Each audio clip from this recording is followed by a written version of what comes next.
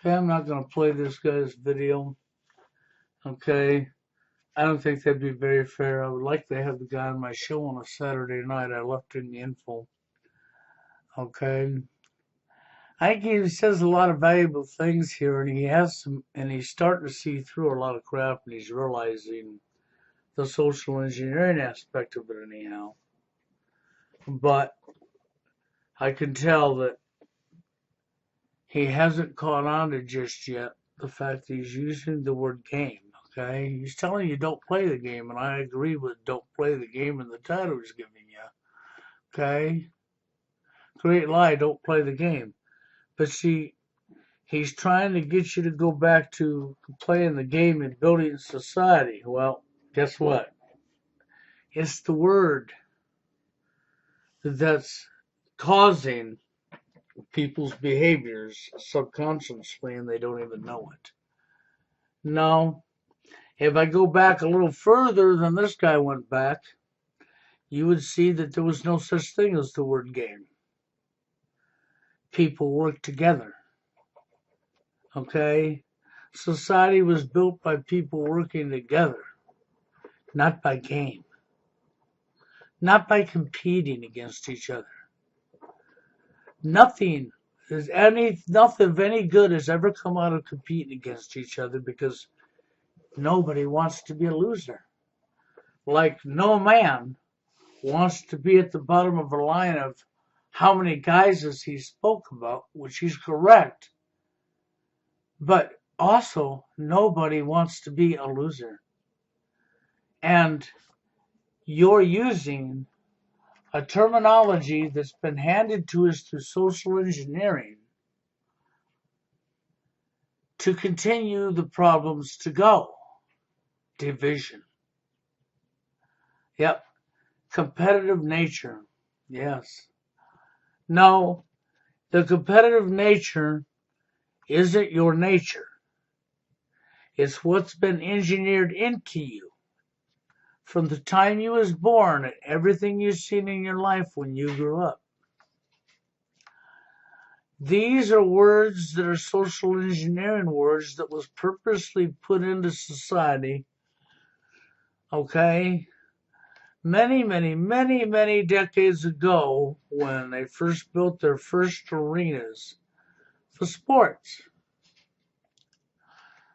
And people loved the sports because it was entertainment and it was people competing against people. And they loved it. The problem is when you take the word game and you place it in other spots of society, subconsciously what happens in sports, you start doing in society and it bleeds over and you start competing against each other. And what does that do? Oh, well, that causes friction, that causes division, it causes anger, it causes bad things to happen. It sure does. And then we took the very same word and we bled it over to the dating arena. And this is what he's talking about. He's followed the word game back, but not back far enough for the word game to not exist. But I think he really means well in his message. I really do. And I think if he can understand what I'm saying and really look and think, use critical thinking skills as human beings, just like no guy wants to be the bottom of the list to a bunch of other guys, okay? And I agree with most of what he's saying on the dating scene. I really do. I think he says a lot of valuable stuff. I think the way he's wording it, what he's saying is that's the message that needs to be heard. But I do want to talk a little bit about what he's saying here after I really got into the video, because the facts are what they are. I backed the video back up to replay this section again because I wanted to hear it again.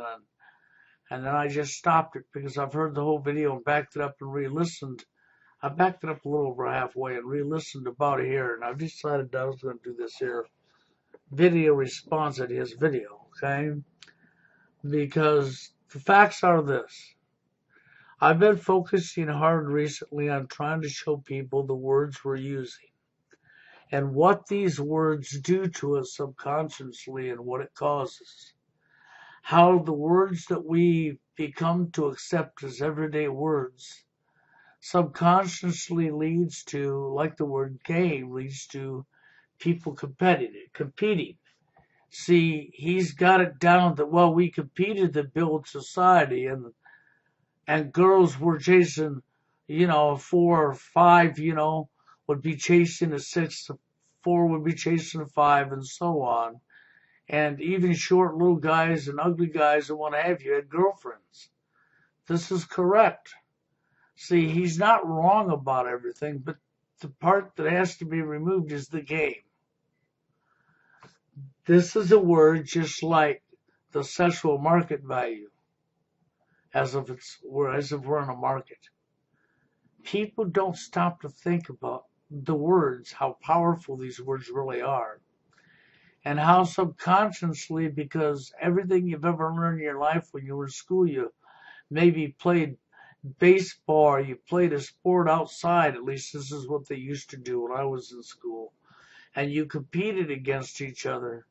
So it set our mind for competing in sports, and we watched sports, and we had Little League for kids, and we grew up with our sports, okay? And then girls would go do ballet or whatever they're doing, they're dancing, what have you, over the stuff that girls would do, and they were competing against each other. See, you took the mindset of competition in games and you moved it into everything. Everything from the arena, a game, a sport, a competition. And you've put it into everything in society. And it's no lie. It's been integrated into everything, and everybody's using the word, and subconsciously it goes back to make people think that we've always been competitive, that we always compete against each other. This is what they wanted you to think. They wanted you to think that the world was built on everybody competing against each other from day one. And that's not true at all. That mindset was deliberately put upon us through social engineering, which is brainwashing, okay? None of our faults. How would you know? It's the world you grew up in. It's everything that was taught to you, okay? But you need to realize you were taught so many lies, so many. This goes so deep.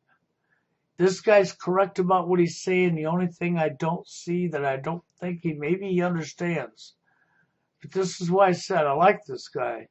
I would like to bring him on the show. I would like to talk with him. I'd like to have him on a Saturday night because I think this is something that should happen.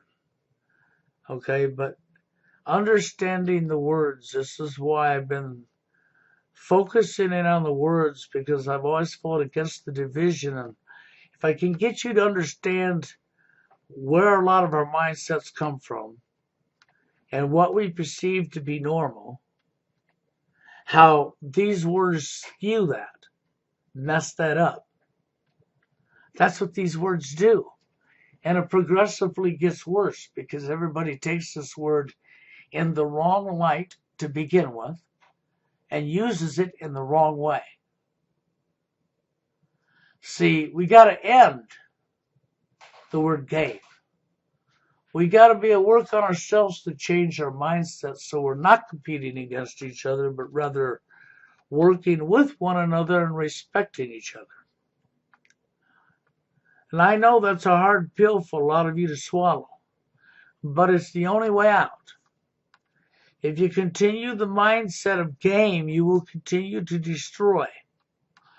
Because there's certain words that have been brought in that people are using that are just designed for that reason. Chad, Stacy's.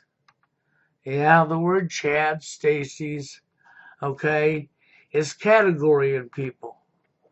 Labeling people, nerd, geek, loser. Okay? You've got to really use your head, and you've got to stop and back up and think about subconsciously your whole life, everything you've witnessed in the words that everybody around you is using. See, this has all been social engineered so we would think this way, and this is what they wanted us to do. They want us to believe that we always competed. From the beginning of time, people competed against each other. That's how a society was built. No, it wasn't. They actually worked together, and that's how society was built. They didn't compete against each other. See, it's taking what was supposed to be an entertainment out of character. Like a video I watched last night of a sport arena. In the event, the two teams playing against each other. But we focused on the audience, and what did we see? We see people wearing jersey shirts of their favorite team that was out there playing, and people wearing the other jersey for the team that was out there playing, and now the one team that's losing, the people with them jerseys for their teams losing become angry and attack the people wearing jerseys. That's right, of their opposite team, because their team was winning and the other freaking team was losing. So what did we have? The fans rooting for the winners were attacked by the team's fans that were losing. So in the audience, we have people kicking, punching, hitting, setting to do violent harm to each other, all in the name of entertainment. Okay? And of course, when I'm doing the videos when this stuff happens, so I will ignore this. That's how that always goes, okay? But just the same, this is all social engineering.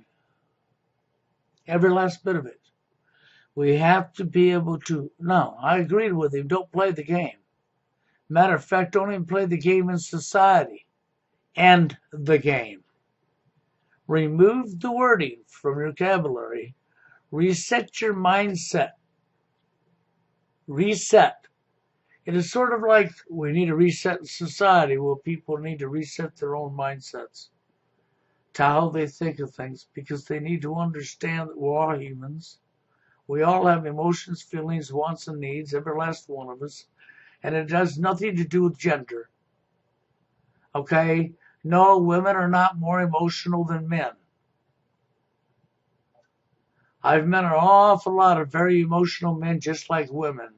See, that was also another lie. That was also another thing that was pushed to destroy, to divide. You really got to pay attention to the words, the wording, because it's perceived by different people to more extreme than other people. You see how, even at the sport arena, when two teams competed against each other, the fans are trying to beat the crap out of each other. This guy really needs to stop, I'm telling you. So, I wanted to bring that up.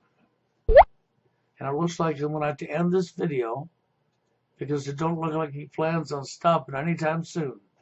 I'll just let him keep going. I'm not answering him. A little bad timing, though. I mean, he gets the award for the bad timing of my life. If I'm fixing something deep, that's when he's here. If nobody's here all day long and I start a movie, then I just get into the movie, that's when he's here. He's got this canny timing on me all the time. I don't know how he does it. It's just a skill he has. And as you can tell, I'm doing a video. He's here. Yep. He ain't letting me down anyhow. He still has the bad time award. Okay, now you took me off topic, Nick. There you go. That was to you, Nick. And to this guy here, yeah, I definitely want him on my show. Okay? And I hope he understands the stuff that I'm talking about here. If not, I'd like to talk to him on Zoom. So get yourself Zoom. It's free. Download it. Put it on your computer, your laptop, your smartphone, whatever you got. And I dropped my email underneath your video here that I'm replying to, so you'll go to your own video and look and you'll see it. Send me an invite with that email on Zoom once you get it done. I'll accept the invite. We could talk personally offline, behind the scenes, a little bit, and then I'd like to have you on a Saturday Night Live. But that's where I'm going there. I agree with a lot of what this guy says. I really do. I think he's on track. He's going the right direction. He really is. And I see that in him. He's actually going the right direction. And so I think he's a valuable speaker to guys that are suffering. And my whole mission is to try to help guys that suffer and to get people to see the real truth so we can try and turn some of this stuff back around. I'm not saying we can get it done, but by God, nothing happens if you don't try. So with that being said, I'm going to get on out of here. I hope to hear back from this guy, and I hope you'll get Zoom. And with that being said, hey, y'all have a good one.